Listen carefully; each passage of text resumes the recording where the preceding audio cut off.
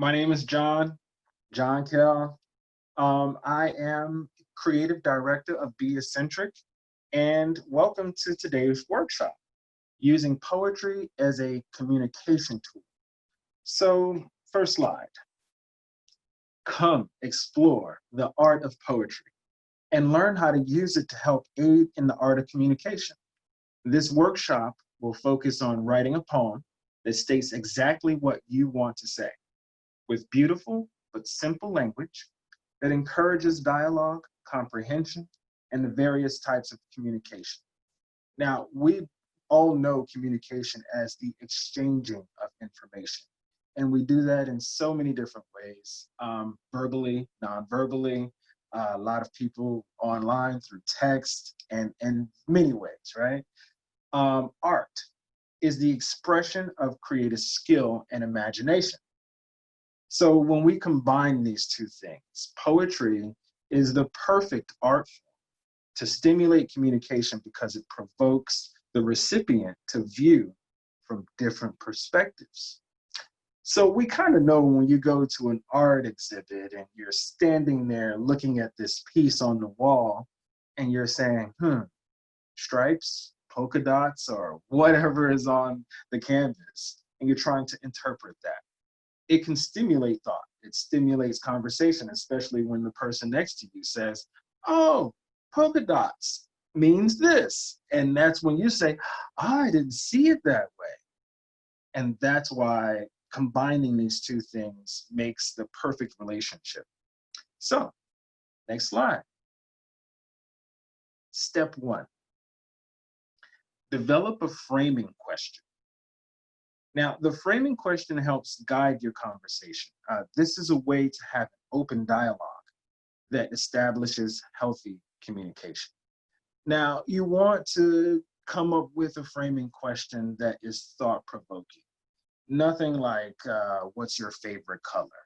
You may want something like, what color best describes your mood when you are feeling down?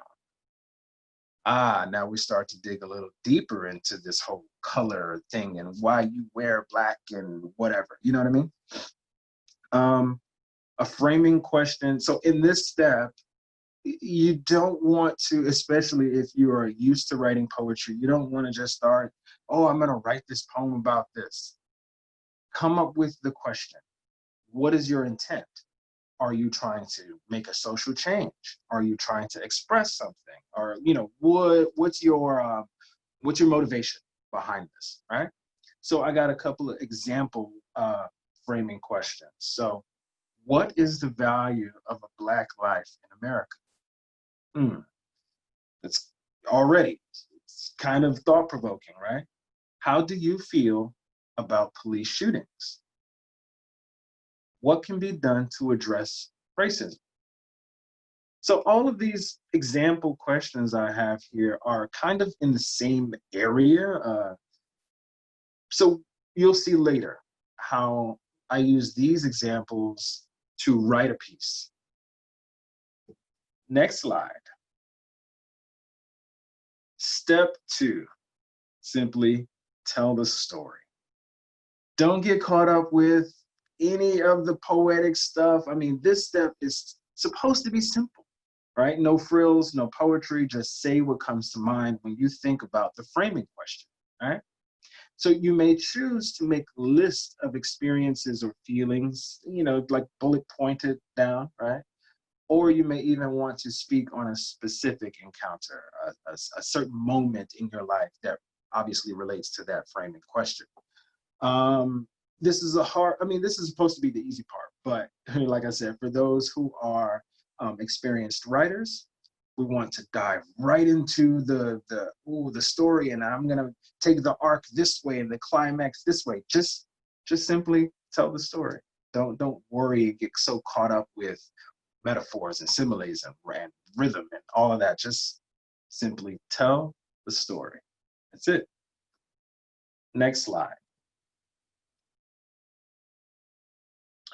Okay, so 70% of the Bible is narrative and poetry. Didn't know if you knew that. Over 8,600 of the verses of the Bible are poetry. So we obviously know the power of storytelling, right? Next slide. Step 3, here's where you write the poem. Go deep. Here's where you take your story and turn it into poetry by using these metaphors and rhythm and rhyme and similes and all this onomatopoeia. Use everything at your discretion, all of it. It can be as simple as you want or as complex, or don't forget about the framing question though when you start writing the poem. This is a fun part. This is supposed to be fun. Don't let it get you caught up.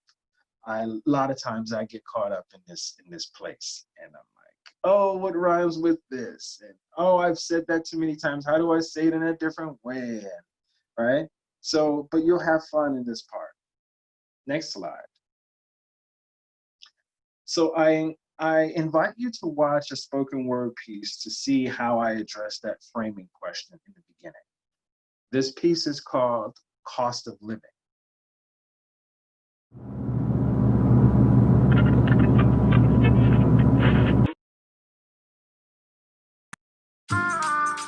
The scales are unbalanced. With my paycheck in my right hand and the bills in my left, I'm struggling to make these ends meet. So tell me, how am I supposed to afford the cost of living? Black.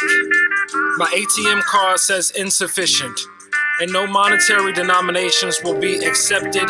I will need a treasure chest full of courage and a strong backbone to carry the burden of being black. My FICO score only gets me through the door.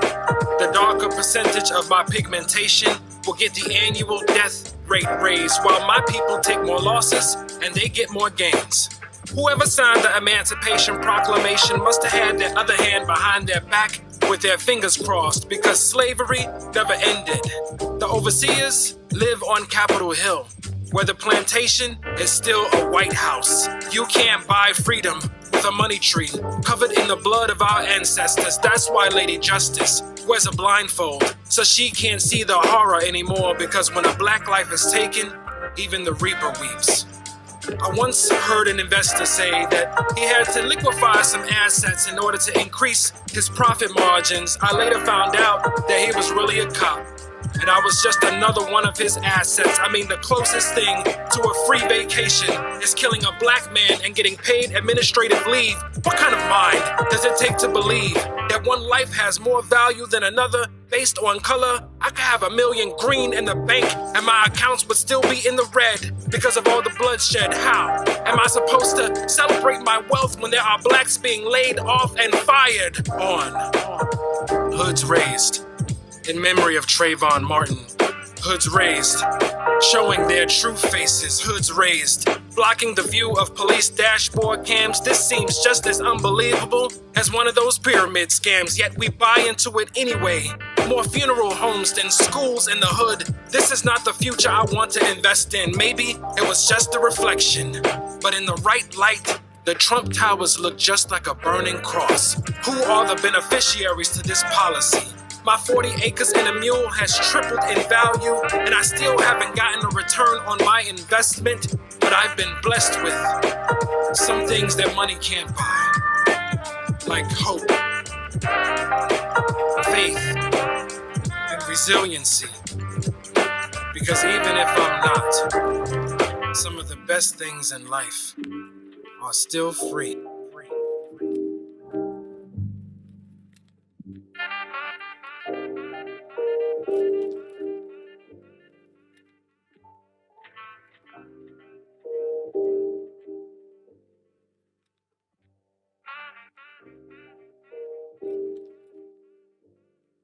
Before I go, I would like to share a live piece with you guys.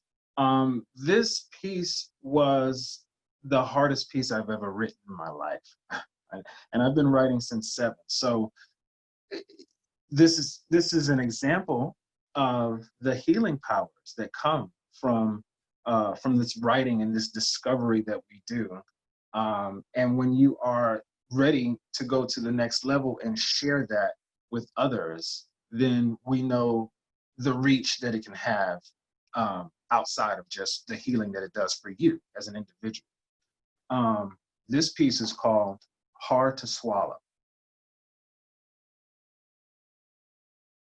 I've written hundreds of poems, but some thoughts never made their way from brain to page.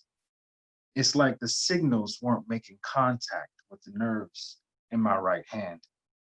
The words got clogged in my esophagus by the frog in my throat named fear. This poison gets trapped in my bowels and it festers until it causes a cancer in my relationships with women. She said she wanted to play a game.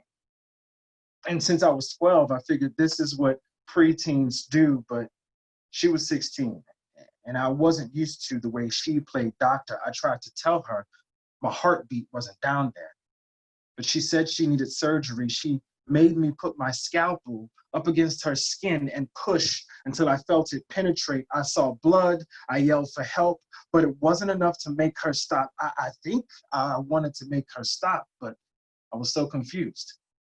Was this my rite of passage or rape? Was I supposed to just lay there and enjoy the ride or put up more of a fight? Either way, I wasn't the same after I left my cousin's house that day. Something was awakened in me, as if my inner dog instinctively knew to chase the cat, and that was something I wanted to get good at. So I did my research. I stared intently at women who wore tube tops and miniskirts.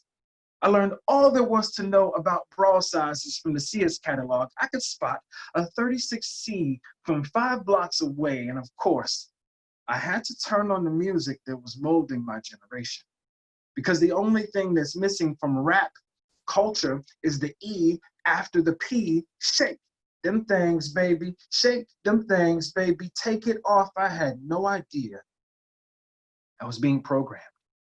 And all I had to do was tune in. They put the instructions in the lyrics face down, because her mind is what I want furthest away from me, butt up, because I've been craving this taste on my palate ever since they exploited Sarah Bartman. Real or fake, she's just body parts. Why should I care what great lengths women go through to enhance their features? If it's botched, call her collateral damage. If she dies, call her a casualty of war. She said she wanted to play a game. And by now, I was a mature 16. And because she was my mom's good friend, twice my age, she thought that she would teach me. Ha, little did she know. I had this miseducation before I had a single strand of hair on my chest. Before I had a single strand of hair on my chest. Before I learned, I lost sight of eye-to-eye contact because of her chest. Just like a pirate getting booty from her chest, I too was robbed of my treasure. And over 25 years later, I'm still trying to salvage the most valuable pieces of me. I do not have the answers, but at least I got the feeling back in my right hand, and the frog is out of my throat. Thank you. I hope you enjoyed this workshop.